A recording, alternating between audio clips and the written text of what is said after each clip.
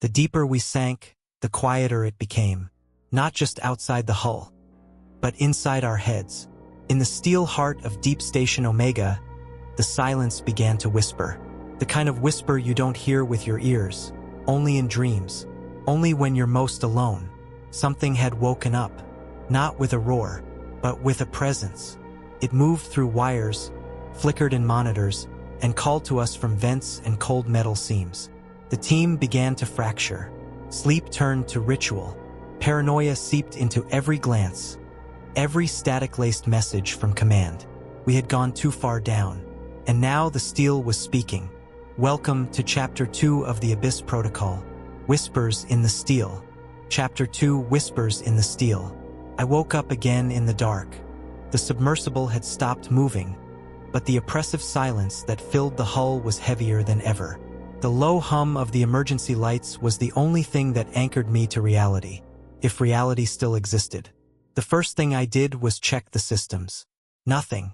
The screens remained black, the controls unresponsive. A deep sense of dread settled over me as I realized that the submersible, whatever had happened, was no longer functioning as it should. The technology that had been my lifeline was now as useless as the walls around me. I reached for the emergency rations only to find they, too, were gone.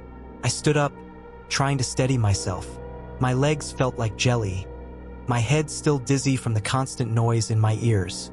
The whispers, they were relentless, more insistent now, as if they were trying to carve their way into my consciousness.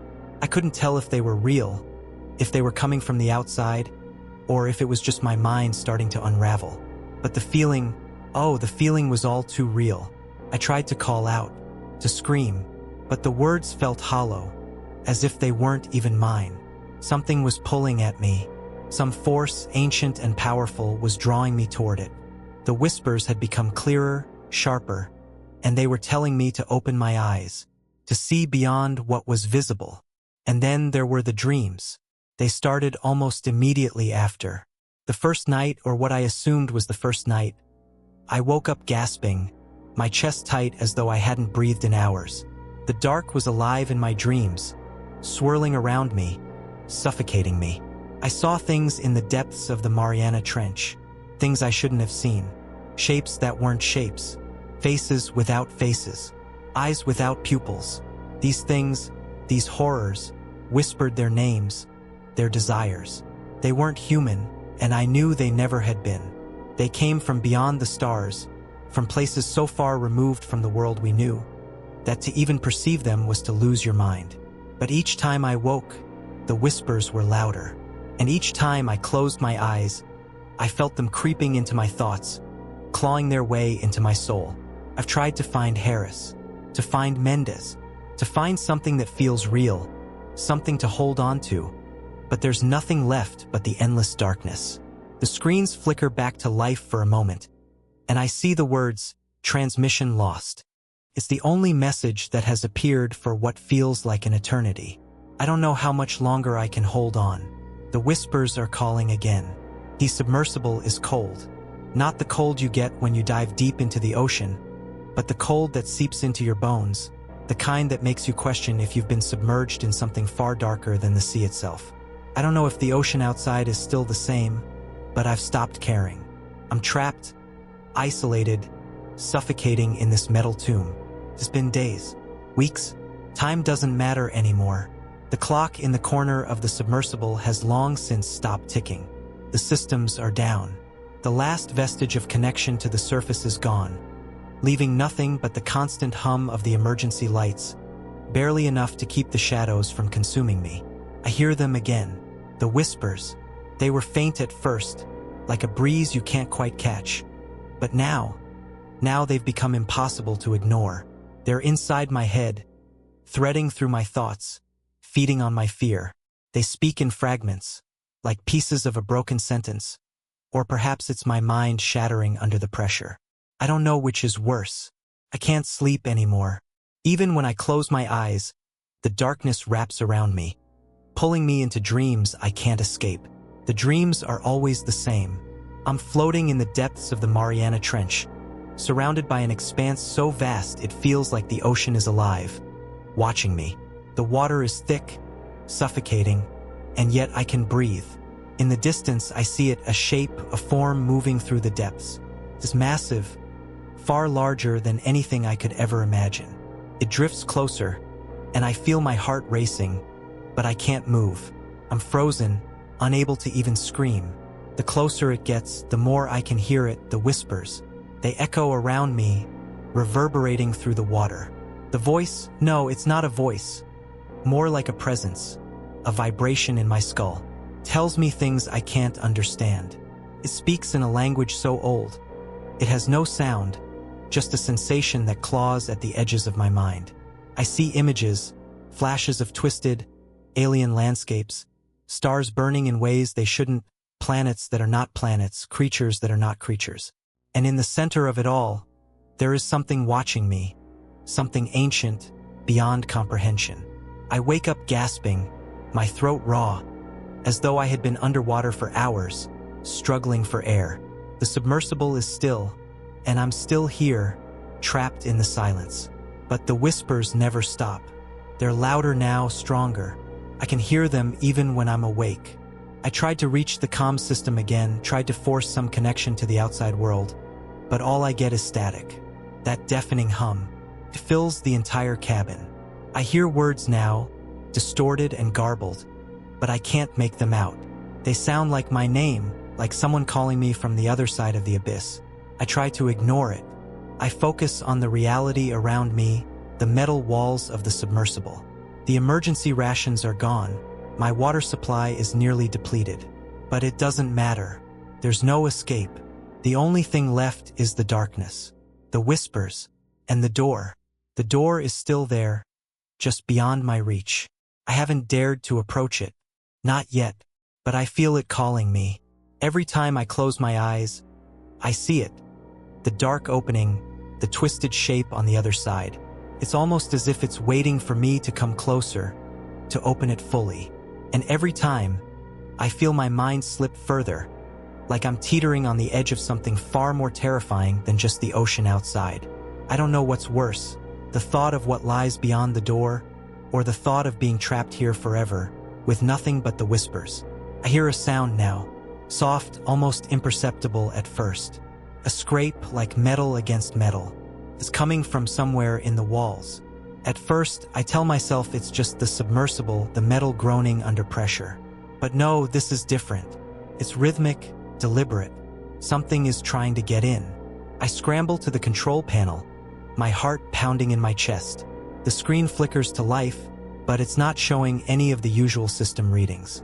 Instead, there's a distorted image, static, but it's forming into something. Shapes, unrecognizable at first, but then I see it. A face. It's not human. It's not anything I can even begin to comprehend.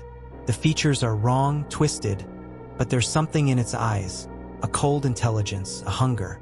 It looks at me through the screen, and I feel my blood freeze. It knows I'm here. Then, just as quickly as it appeared, the image vanishes. The screen goes blank again, leaving nothing but the static. The whispers grow louder. I can't take it anymore.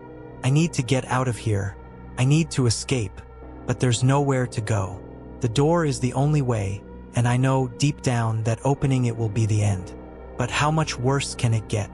I'm already losing my mind. I'm already trapped in this nightmare. There's a piece of me, a part one can't control, that wants to open it, to step into the darkness and see what waits. But another part of me, no, it's more than a part, it's the last thread of my sanity. That part screams at me not to. I stand up, my legs shaking. The submersible seems to tilt slightly, as though something outside is pushing against it, but I can't see anything. The ocean is silent, still. And yet, I know the truth now. We've crossed into something else. Something that wasn't meant to be found. And whatever is out there, it's not finished with us. Not yet. I approach the door, and the whispers grow louder. The silence is unbearable. At first, I thought it was the quiet before the storm. The kind of silence you hear just before the world goes mad. But now I realize it's worse. It's the silence of waiting, of something ancient and unknowable watching. The hum of the emergency lights is no longer comforting. It's oppressive. The soft flicker of the lights seems to pulse in time with the whispers in my head, their presence growing stronger by the second. I can feel the walls of the submersible closing in on me, the metal groaning under the pressure. But it's not just the pressure from the ocean anymore. It's the weight of whatever's out there, whatever's waiting. I can hear it now, not just in my mind, but in the walls themselves. The scraping sound comes again. I freeze, my breath catching in my throat. It's louder now, more insistent. The walls seem to shake with it, like something is dragging itself along the outer shell of the submersible. The metal shifts, groaning as if something enormous is pushing against it from the outside. It's not the current. No, this is different. It's deliberate, and it's coming closer. I rush to the control panel again, my hands shaking as I desperately try to get any response from the systems. The screens flicker to life for a second, but they're not showing any useful data. Instead, the image shifts again, distorting into that same face. But this time it's clearer, more real. Its eyes are wide, hollow, empty, and yet I feel them piercing through me. It's watching me. I know it's watching. I feel it deep in my chest, like my heart is being squeezed by invisible hands. The figure on the screen smiles, a smile that shouldn't exist, stretching unnaturally across its face. Its teeth are jagged, sharp like broken glass, and its skin, if you could even call it skin, seems to flicker in and out of existence, as though it's not truly there at all. Open the door, it whispers, its voice like 1,000 voices layered on top of one another. Open the door. I back away from the screen, my heart hammering in my chest. The room tilts again, and I swear I can feel the submersible sinking further. But it's not sinking in the way it should. It's not like the pressure from the ocean. It's as though the entire vessel is being dragged deeper into something else. Something I can't comprehend. The whispers grow louder. Now, they're not just in my head. They're coming from the walls, from the very air I breathe. The sound is relentless, a low hum that vibrates through my bones. I try to block it out, to focus on the one thing I still have control over. The door. The door. Every part of me tells me not to open it. Every part of me screams in terror at the thought of what lies beyond. But that part of me, the part that wants to survive, the part that wants answers, is starting to win. Is starting to take over. I don't know how long I stand there, staring at it. The door. That dark, featureless opening that has been taunting me since the moment I first laid eyes on it. It's not just a door. It's something more. It's an invitation. A call from the abyss. And the whispers, they want me to answer. I can feel my hand trembling as I reach out to the control panel again. The screen flickers one last time before it goes black, leaving only the static noise, the maddening hum that drowns everything else out. And then, in the silence that follows, I hear it again. Open the door. I can't stop myself. I don't know why, but I'm moving. My fingers slide across the console, pressing buttons without thinking, as though something is guiding my hand. The lights flicker, casting long shadows across the walls, and the temperature inside the submersible drops sharply. The door creaks, and I feel a jolt of electricity shoot through my veins. The door opens.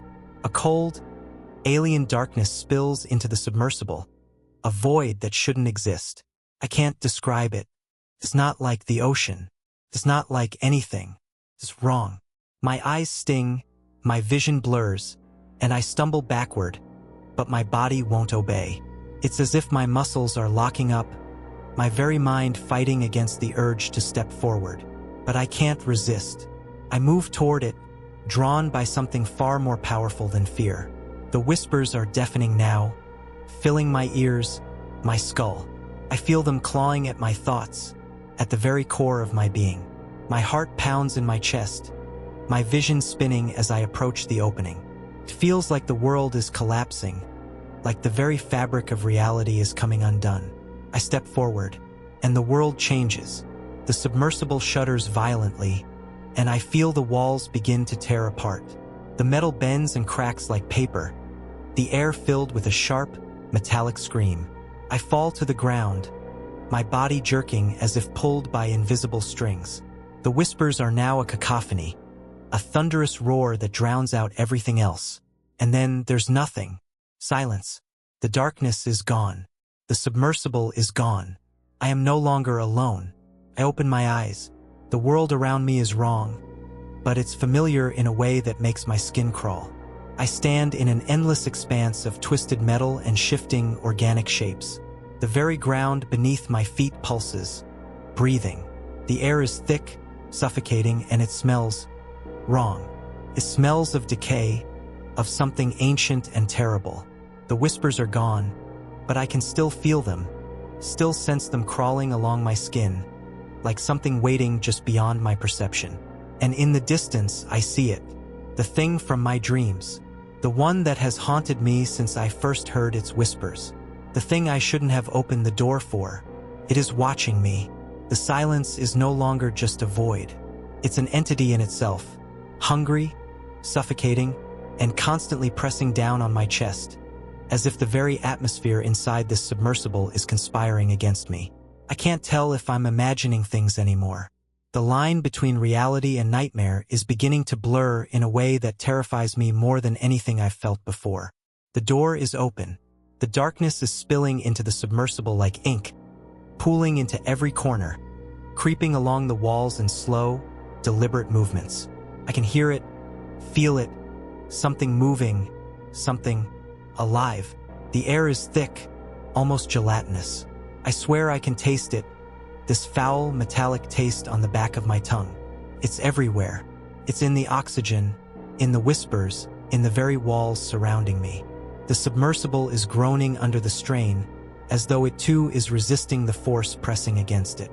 I try to move, to push myself away from the door, but my legs feel like lead, my muscles refusing to obey. Part of me knows what's coming. That part of me that is still tethered to some fragment of reason, some shred of my old self, screams at me to get out, to seal the door and never look back. But I can't. I can't move. My eyes are drawn back to the opening. There is something in the dark, something that's not supposed to be there. The more I look, the more it takes shape. The shapes shift, twist, and contort, like pieces of a jigsaw puzzle that can never fit. I blink rapidly, my vision blurry, and I can feel the skin on the back of my neck crawl as though something is watching me from beyond the veil of darkness. I want to scream, but the words catch in my throat. I try to speak, to command myself to stop, but the whispers, they're louder now, almost deafening. It's not just a sound anymore. It's a sensation, a vibration that rattles my bones, sends shivers up my spine, and then I hear it. It's not in my head anymore. Come closer. The voice is like an invasion, slithering into my ears, burrowing deep into my skull. The words are alien, incomprehensible, and yet, at the same time, they feel so familiar. They speak to me in a language older than the ocean itself, older than the stars. It's a language of terror, of hunger, of knowledge that no human mind was ever meant to understand. I close my eyes, trying to block out the noise, but it's useless. The whispers are everywhere. They wrap around me, binding me in invisible chains, pulling me toward the door, toward that godforsaken void. Come closer. Open the door. I can't fight it anymore. My body moves on its own, my fingers reaching for the control panel, pressing buttons, flipping switches, anything to make it stop. But it's not stopping. The hum of the submersible systems grows louder, like a sickening heartbeat, resonating through the hull. The lights flicker and dim. The temperature drops again. This time so fast I can see my breath misting in the air. And then, in the dark, I see it. It's not just a shadow. It's a shape, a massive, grotesque form, shifting in and out of existence, its edges constantly warping, rippling like the surface of the ocean on a stormy night. I don't know if it's real or if it's just my mind breaking, but it's there. It's real enough to make my skin crawl. The face is the first thing I notice. It's wrong. The eyes are too large, too wide, like dark voids that swallow everything around them. They are endless, infinite, and I feel myself falling into them. I feel myself drowning in those eyes.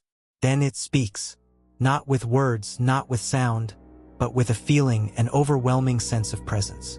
Presses against my mind, like a weight that threatens to crush everything inside. You have found it. Now you must open it. We are one now. I can't breathe. I can't think. My body is no longer mine. My fingers are moving, pushing buttons, pulling levers, opening the door wider. It's not me. It's not my choice. Something else has taken control. And then the submersible shakes violently. The walls tremble, the metal creaks and groans, and for a moment, I think the entire thing is going to collapse. But it doesn't. Instead, the room shifts, warps, and suddenly, I'm no longer inside the submersible. I am standing in a void, a black, empty space that stretches out in all directions, limitless and cold. The floor is no longer metal, soft, yielding, like it's alive. The air is thick, saturated with a presence I can't describe. It feels as though the very fabric of the universe is warping around me, pulling, bending, twisting. I feel myself becoming unmoored from reality, slipping into something darker. In the distance, I see them, shapes, figures, dozens, maybe hundreds of them, stretching out into the abyss. Their forms are indistinct, shifting, like smoke or fog, but their presence is undeniable. They are watching me. I take a step forward, my feet sinking into the soft, shifting ground, and the whispers return. Louder now. The voices are in my mind, in my bones, in my very soul. Come closer. I don't want to move. I don't want to go further into whatever this is. But I can't stop myself. The pull is too strong. It's as if every part of me is being drawn towards something I can't even begin to understand. I hear it again. The voice, the presence. It has begun. And then the ground shifts. I fall. I don't hit the floor. There is no floor. I'm floating, falling through space, through the very fabric of reality itself. The darkness around me swallows everything whole, and I realize with a sickening clarity that I am no longer in the world I knew. I am no longer in the ocean. I am somewhere else. Somewhere else. I scream, but it doesn't matter. The darkness consumes me, and the whispers flood my mind, drowning out all thought, all reason. And then nothing. The void that surrounds me is unlike anything I've ever known. I can no longer see the submersible, the research station, or anything familiar. All that exists now is this deep, endless blackness that seems to stretch out infinitely. The air is heavy, dense, as if the very atmosphere here is laced with something unnatural, something that shouldn't belong. I float in this space, unable to feel the floor beneath me, unable to perceive any boundaries. It's as though the very concept of reality is dissolving. The whispers are louder now, almost deafening, filling my mind with a million voices. Some speaking in a language I cannot understand, others merely repeating the same phrase over and over. Come closer. But I don't move. Not because I don't want to. The truth is, I can't move. I am anchored here by something deeper than fear. It's as if my body and mind are being held by an invisible force, a force stronger than anything I could ever imagine. The whispers grow louder, more insistent, and then a figure appears. It's not a person, not a being from any world I know. It is a shape, a form that flickers in and out of existence like the static on an old television. Its edges ripple, distort, and then reform into something even more grotesque. But its eyes are the worst. They are not just eyes. They are voids, hollow and infinite, swallowing everything they gaze upon. When it speaks, its voice cuts through my mind like a blade. You have opened it. I cannot respond. The words are not mine to speak anymore. My very thoughts feel alien, distant. The thing before me knows this. It knows me, knows my every fear and desire, and it's pulling me deeper, urging me closer to the door. The door. I remember now. The door I found in the submersible. The one that should have never been opened. I thought it was some relic, some ancient artifact of a forgotten civilization. But now I know better. The door wasn't just a structure. It was a barrier, a seal, and I've broken it. With that realization comes the crushing weight of dread. The door, the thing that I can no longer forget. It calls to me. It beckons with an unholy hunger, an undeniable pull. It is not just a door. It is a gateway, passageway between worlds. And as much as I want to turn away to fight it, I know I can't. It is part of me now. It is embedded in my thoughts, in my soul. I try to push it away, to block the thoughts from my mind, but it's too late. I am trapped. The door is open, and so is the world.